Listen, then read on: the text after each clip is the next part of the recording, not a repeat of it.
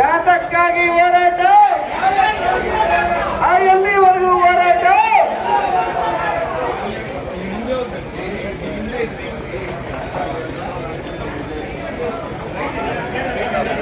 ನೀಡಲೇಬೇಕು, ನೀಡಲೇಬೇಕು,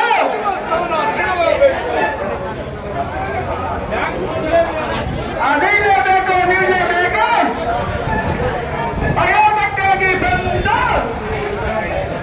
ಅಯೋಧ್ಯಕ್ಕಾಗಿ ಬಂದ, ಕೊಡಲೇಬೇಕು, ಕೊಡಲೇಬೇಕು.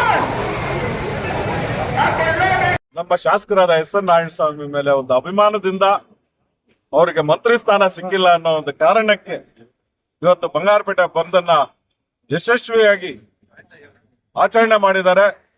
ಏನು ಬಂಗಾರಪೇಟೆದ ಜನತೆ ಬರೀ ಕಾಂಗ್ರೆಸ್ ಅವರಲ್ಲ, ಮೊದಲಿಗೆ ನಮ್ಮ ವರ್ತಕರಿಗೆ ನಾನು ಧನ್ಯವಾದಗಳು ಹೇಳ್ಬೇಕು. ಇವತ್ತು ನೀವು ಬಜಾರ್ ಸ್ಟ್ರೀಟ್ ನೋಡ್ಬೋದು, ಒಂದು ಅಂಗಡಿ ಕೂಡ, ಒಂದು ಫುಟ್ಪಾತ್ ಅಂಗಡಿ ಕೂಡ ಇವತ್ತು ತೆಗೆದಿಲ್ಲ. ಅವರಿಗೆ ನಾನು ಧನ್ಯವಾದ, ನಿಮ್ಮ ಮುಖಾಂತರ ಧನ್ಯವಾದ ಹೇಳೋದಕ್ಕೆ ಇಷ್ಟಪಡ್ತೀನಿ.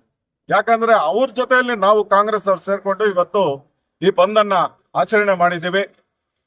ಅವರು ವಾಲಂಟ್ರಿ ಆಗಿ ಬಂದ್ಬಿಟ್ಟು, ನಾವು ಮೊನ್ನೆ ನಾವು ಪ್ರೊಟೆಸ್ಟ್ ಮಾಡಿದ್ವಿ, ಕಾಂಗ್ರೆಸ್ ಕಡೆಯಿಂದ ಪ್ರೊಟೆಸ್ಟ್ ಮಾಡಿದಾಗ ನಾವು ನಮ್ಮ ಬಂಗಾರಪೇಟೆ ಶಾಸಕರು ಎಸ್ ಎನ್ ನಾರಾಯಣಸ್ವಾಮಿ ಅವರು ಒಳ್ಳೆ ಕೆಲಸಗಳು ಮಾಡ್ತಾ ಇದ್ದಾರೆ. ಅವ್ರ ಜೊತೆಯಲ್ಲಿ ನಾವು ಇರ್ತೀವಿ. ನಮ್ಮನ್ನು ಒಂದು ಅಳಿಲು ಸೇವೆ ಇರ್ಲಿ ಅಂದ್ಬಿಟ್ಟು ವರ್ತಕರು, ಕೂಲಿ ಕಾರ್ಮಿಕರು, ಆಟೋ ಸ್ಟ್ಯಾಂಡ್ ಅವರು, ಟೆಂಪೋ ಟ್ರಾವೆಲರ್ಸ್ ಅವರು, ಹೋಟ್ಲ್ ಅವರು ಎಲ್ಲರೂ ಸೇರ್ಕೊಂಡು, ಜ್ಯುವೆಲರಿ ಮರ್ಚೆಂಟ್ಸ್ ಎಲ್ಲ ವರ್ತಕರು ಎಲ್ಲರೂ ಸೇರ್ಕೊಂಡು ನಮ್ಗೆ ಸಹಕಾರ ಕೊಟ್ಟು ಇವತ್ತು ಅವ್ರ ಮುಖಾಂತರ ನಾವು ಬಂದನ್ನ ಯಶಸ್ವಿಯಾಗಿ ಆಚರಣೆ ಮಾಡಿದ್ದೀವಿ.